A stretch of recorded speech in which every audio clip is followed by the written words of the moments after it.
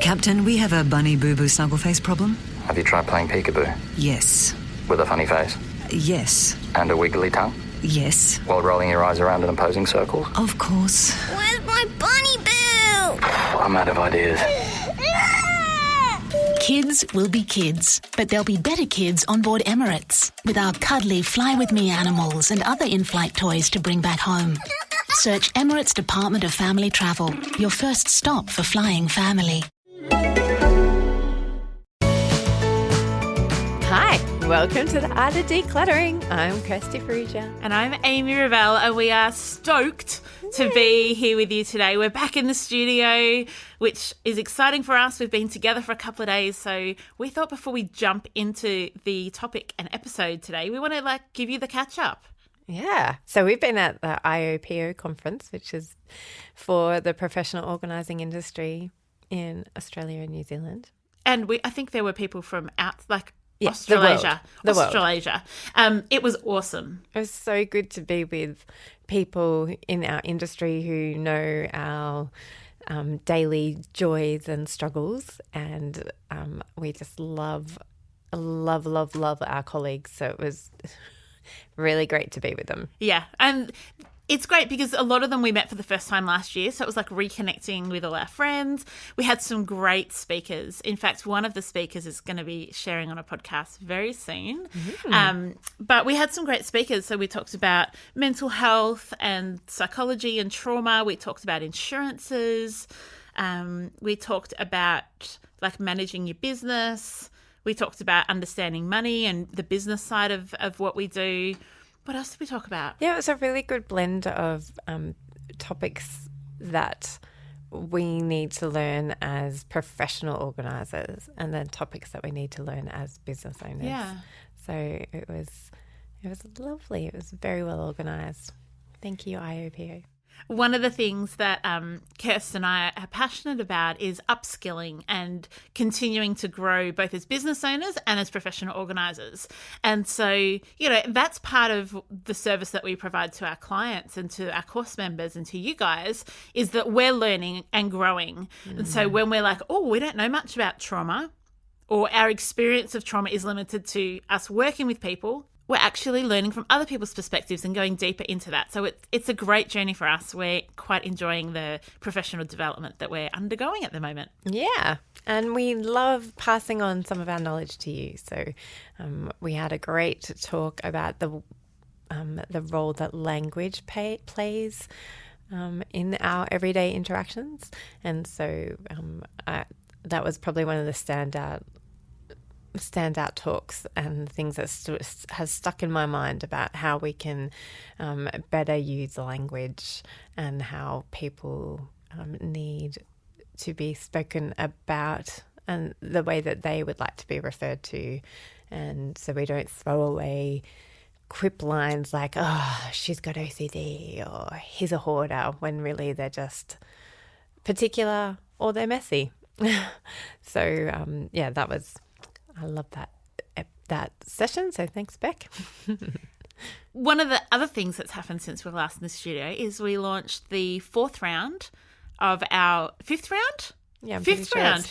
Yeah, of the Head, Heart and Home online course.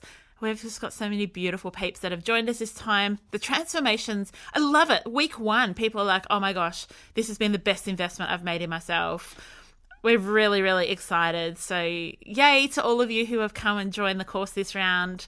We're always excited for what that will hold. And you're welcome to join us anytime if you haven't joined and been thinking about it. Yeah, because it is open to anybody at any time. And we just, twice a year, we run it as live, inverted commas, rounds where Amy and I come into a Zoom meeting every Sunday night and we chat through what it is that we've talked about in the video recordings that you can watch at any time. But yeah, we try and everybody pace together so that we're all learning the same content at the same time and working on the deep work that happens throughout the course. So it's super exciting. And as Amy said, we are loving this round and we would love to see more of you come and do the evergreen, do it because the community that are always there are always super excited and encouraging and so inspiring in the changes that they're continuing to make and always making. And even people who have been there for the last 2 years, who are still transforming and growing and really encouraging people to show the new people what it's like after 2 years of doing the course and what huge transformations have occurred. So we love it. Anything else exciting, Kirst, you can think of in the last 8 weeks that's worth sharing with our community? We joined force. I know that's happened more than 2 months ago, but we're always evolving our business as well and still learning what it looks like in practice to have our one business instead of trying to run 3 businesses. So much better. It's heaps awesome. Awesome. All right, why don't we jump into today's topic? We're talking about responsibility. So there's going to be lots of different people that have responsibilities in your home, lots of different jobs and responsibilities that fall on different people's shoulders. So we also want to give a throwback shout out to our episode 85 called The Mental Load. So we're talking different to the mental load, but also there's a bit of crossover. So if you want more, jump back to 85 once you finish today's episode. And thank you, Vickie Mahoney, for requesting this episode. So one of the things we want to talk about is who has responsibility of particular spaces in your home. You've got perhaps a playroom or a garage, so an area that it's not like a teenager's bedroom, because we're hoping that's fairly obvious who's responsible for that. But who's responsible for the laundry? Who's responsible for the linen cupboard? Does it all just fall on the person who's home the most? How does that work? Great question. I think that is always a discussion to be had with the people who live in your home. I like the idea too that if it's frustrating you, then you need to have those conversations and say, I think it's always tricky when you have an expectation that is not, may not have been explicit. So you expect that everybody is going to put the towels back in the linen cupboard the way that you like it, but you've never said to them, this is how I fold the towels, this is how you should fold the towels, and this is what I expect the linen cupboard to look like. And so it's very frustrating to you when you go to the linen cupboard and it's not to your expectations and your standards. And then you might get passive aggressive, stomp around the house a little bit, or take it out on the people in your home in different ways. Or you might like bury it down and just it might blow up one day when when you've stubbed your toe and it then becomes all about the linen cupboard. And people are blindsided because they're like, what? What's your stub toe got to do with our untidy linen cupboard? So in your home, Kirst, do you have areas that different people take responsibility for? No, let me think. We all take responsibility for everything in the home. Like we expect the kids to be respectful and honouring of our home. That doesn't mean that they can't have fun, doesn't mean that they can't enjoy their home, but we want them to respect that it costs a lot of money. It's a lot of time to upkeep if they don't respect it. So if they, knock a wall and paint comes off it, then that means that we have to pay a painter to come in, or Simon or I have to paint the wall. So we teach them to be responsible with the use of our house. I'm trying to think. Simon's more responsible for the outside. Like we kind of fall into some type of gender stereotype, typical roles. So he does the outside of the house, but that's because he enjoys it. Like I don't. I'm a black thumb. We've spoken about this before. So I'm not really I like being outside, but I don't like being outside. You don't like the work. I don't like the work of being outside. Yeah. So, but he does. So he's responsible for outside. What it sounds like though is he's not just responsible, but he's also doing the work. And one of the things that I think is also possible in a home is that someone's responsible for it, But then there's collaboration and equity in who actually takes on the roles. So you might be responsible for dinner. So you might say, oh, I'm going to make sure there's the food there. But when it actually comes to physically preparing the meal, we do that, we spread it out so that everyone does a night a week or something like that. So I think, too, one of the things to point out is that responsibility and the workload don't have to be the same person. Hey, we just wanted to take a few seconds to say thank you so much for tuning in. We really appreciate this podcast community, and on that note, we wanted to get to know you better. Podcasting is a unique platform where you get to know a whole lot about us. We don't really have an easy way of getting to know all of you. So we wanted to know what resonates with you in our podcast. What do you like? What don't you like? So we're offering you a $100 gift voucher for any of our products and services in order to get that feedback. We're running a listener survey right now, and we just wanted you to tell us a little bit more about you. It takes just a couple of minutes. And as we said, you go into the draw to win a $100 gift certificate. Get on it! So head on over to artofdecluttering.com.au/survey or click on the link in the show notes. We can't wait to get to know you. We want to create content that serves you and meets you where you're at. So give us a few minutes of your life, hop on over and take the survey. Again, visit artofdecluttering.com.au/survey or visit the link in the show notes. Thanks, and let's get back to the show. Captain, we have a bunny boo-boo snuggle face problem. Have you tried playing peekaboo? Yes. With a funny face? Yes. And a wiggly tongue? Yes. While rolling your eyes around in opposing circles? Of course. Where's my bunny boo? I'm out of ideas. Kids will be kids, but they'll be better kids on board Emirates with our cuddly fly-with-me animals and other in-flight toys to bring back home. Search Emirates Department of Family Travel, your first stop for flying family. We do want to encourage you to have conversations with your family members, with your partners or with housemates around that idea that it may be my responsibility, but I do need some equity. I do need everybody pulling their weight in this area. Or this is my responsibility and I don't want you to touch it.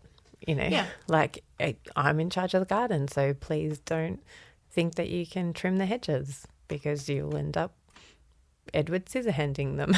Well, actually, he was really good at it. So you'll end up just wrecking it. Yeah. So, but I think, I just keep coming back to the concept, the idea of getting really angry at people or frustrated at people when they don't do your expectations, and it's because you haven't been explicit. Yeah. And had the hard conversations sometimes. Or sometimes it's just really simple. Like the breakdown of communication can be, oh, I actually never even told you that the towels go on the second shelf. Yeah. So the towels go on the second shelf. That's it. Like it doesn't need to be complicated or a big D&M sometimes. It is just, this is how it is. This is the information. And if you want someone else to take their responsibilities, to let go of the way that you necessarily want it done. Yes. So great, Cal's takes over the cooking, which is true fact. I don't mind if there's more dishes than usual because he cooks the way he cooks. It's not like I'm not a control freak. So responsibility and control freak are not the same thing.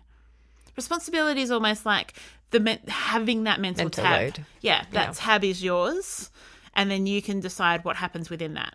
Mm-hmm. I like it. What about with kids?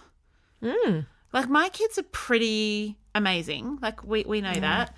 And they keep their bedrooms really well organised, and they take responsibility for everything that happens within their rooms.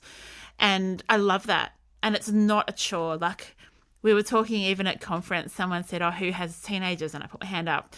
And like, and whose teenager keeps their room really messy? And I had to take my hand down because Jesse's incredible. And he has that responsibility. But do you remember when we were little, our mums used to say, like, with responsibility comes consequences. Like, if you don't fulfill a responsibility, there's a natural consequence. And I think that's awesome with kids. Like, you want them to experience the natural consequence. Like, you don't punish them. That's different. But a natural consequence is, well, you couldn't find your homework, so your homework's handed in late and you get in trouble from your teacher. Not that mum goes in and searches for your homework for you. Yeah. Or you left your lunch at home. The natural consequence is that you didn't have lunch today. Yeah, that's right. You're not going to die. No. You just went a little hungry today because you forgot to take it out of the fridge and you forgot to pack your bag, and that's your responsibility. And it's a great thing to teach kids, and it's a great thing for our clients and course members and people to learn as well, is that it's actually not our responsibility for your home to be decluttered. We can help you get there, but that responsibility lies on you. And part of your responsibility is to get help, is you've pulled someone on board and you've got them coming in and you've got someone alongside you, but it's not our responsibility. We're just there to coach. Yeah. But the responsibility lies on you because you have to live in the space, not us. Yeah. Yeah. So how do you get your partners to take responsibility for their areas? Or what if they don't feel like any area is their area? Yeah, well, communication. We've talked before about how the most common question we get asked when we do speaking gigs is, how do I get my partner on board? This is part of it. It's how do you share the responsibility? And that's communication. Yeah. I'm sorry that we don't have a magic bullet. I so badly want to send a magic bullet to everybody and it arrives in the mail and you like take the red pill and you guys have no communication issues at all. But we cannot do that. But it is about communication and what frustrates you. So it might even be like a shared space, so the bedroom. What really frustrates me is that you don't seem to have taken responsibility for your side of the bed. There's clothes on the floor, da-da-da-da-da. Have the conversation, have the argument if you need to, and then come out with it. Either the conflict lies with you, you want to have a room that's tidy, but you can't you can go and tidy their room, but say you don't want to tidy their side of the room. Well, then you have to decide whether you're going to make peace with that or not and own that. Or is the conflict with them and they're like, I actually don't know where to put the stuff away. We don't have a system in our bedroom that works. And so I think that can be really helpful to identify, like, what is the underlying issue here? Is there a problem we can fix? Or is it just we don't have the same values and we just have to be okay with that? Yeah, and that's I love that concept of when you're frustrated with someone, actually digging into what it is that you're frustrated. Is it because they, did something wrong, but in whose eyes is it wrong? Like the teenage kid, not Jessie, but most other teenagers, bedrooms that are messy, but me as a parent wants it clean and tidy, but the teenager has no problem with it. Yep. So who's got the conflict? Yeah. And I do. If it's their responsibility, are we okay with giving them those natural consequences? Yeah. Where we say, yeah, that's your responsibility. So I'm not going to come in and save you. Yeah. And I'm not going to come in and boss you, and I'm not going to come in and cause unnecessary conflict, because it's clear that responsibility is yours. Yeah. I think it's when it's unclear and we don't know whose responsibility an area is that you then need to have that conversation. Yeah. And when there is conflicting, values and beliefs, like when, a partner goes, well, I don't want to spend money on getting any more storage. Like we've got enough storage. Okay, well then maybe you need to declutter because or you can't afford the more storage. So maybe you do need to declutter because you have got enough storage. You've just got too much stuff.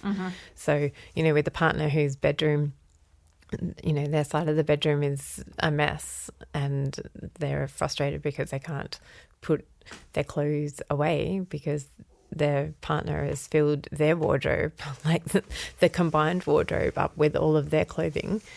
Well, maybe, and I'm going to be stereotypical here, but maybe the wife has got too many clothes. So then maybe the husband has got too many clothes. So you need to let go of some of those clothes so that everybody can put their clothes away, for instance.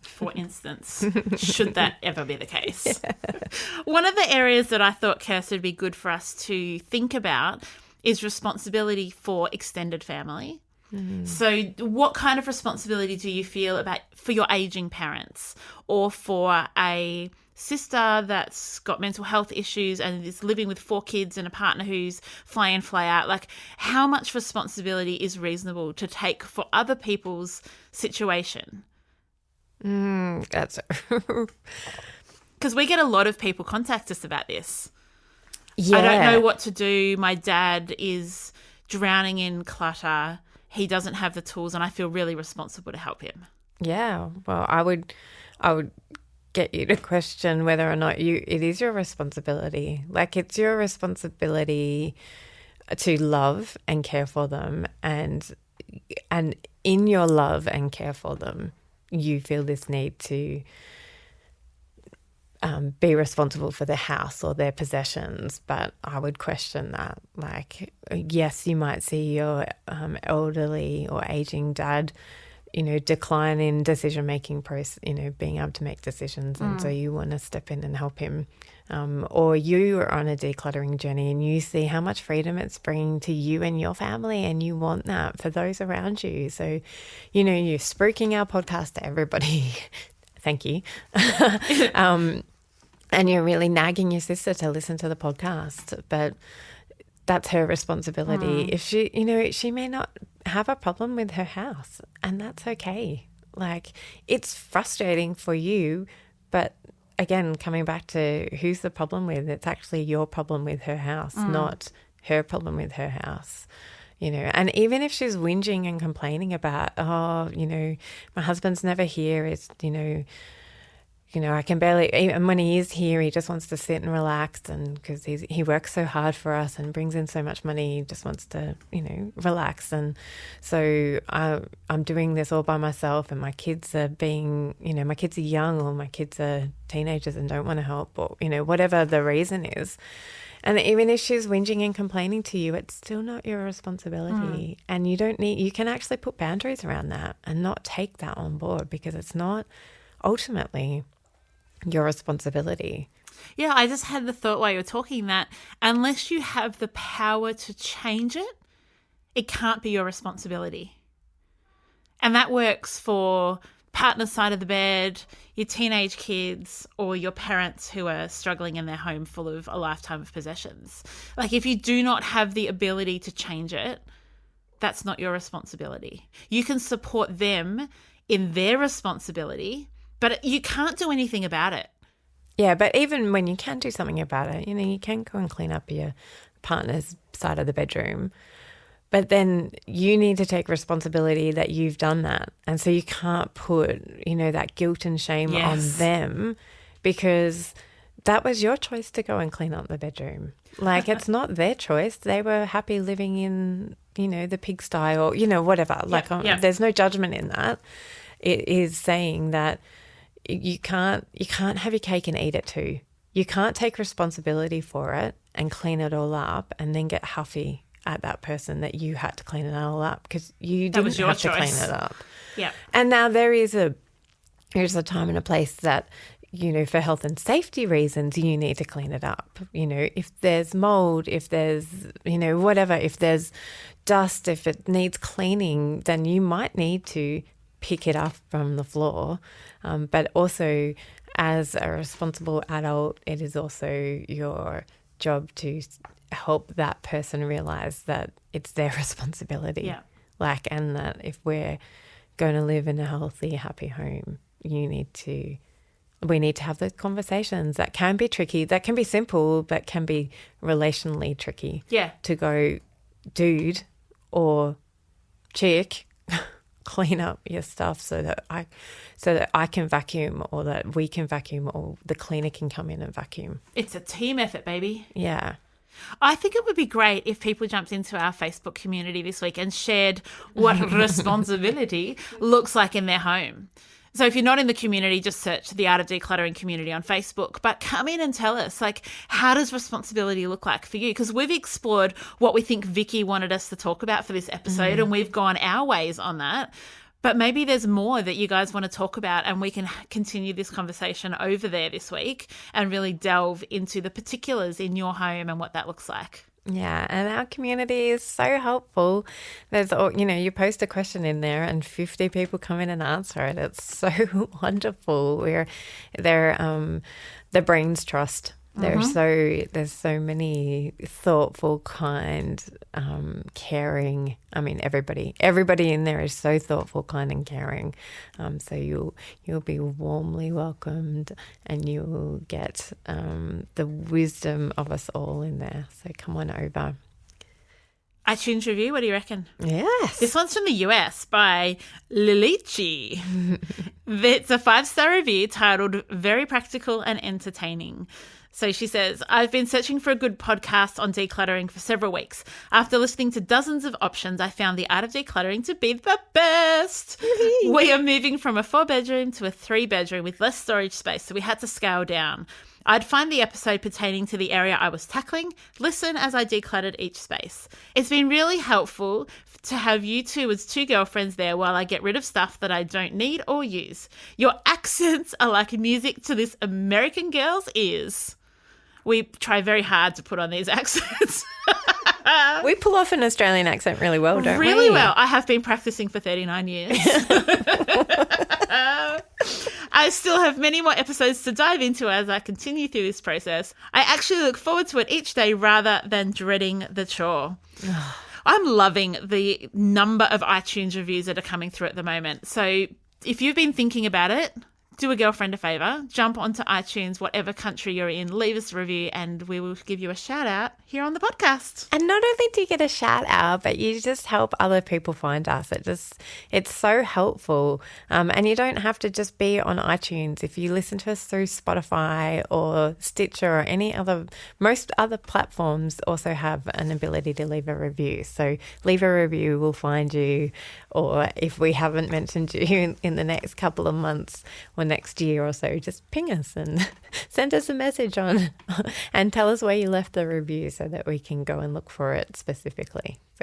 Awesome. I look forward to catching up with you guys in the Facebook group this week.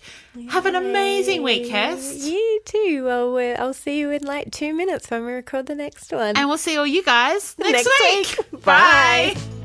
Thanks for joining us. If you've learnt something awesome today, we'd love you to leave us a review on iTunes or Facebook so others can find our podcast too. Don't forget you can see the show notes in your podcast app or over at our website, artofdecluttering.com.au. So if there's anything you want more info on, check it out there. If you'd like to join our supporter community, you can do so over at patreon.com/theartofdecluttering. We hope you have a great rest of your day and enjoy the freedom.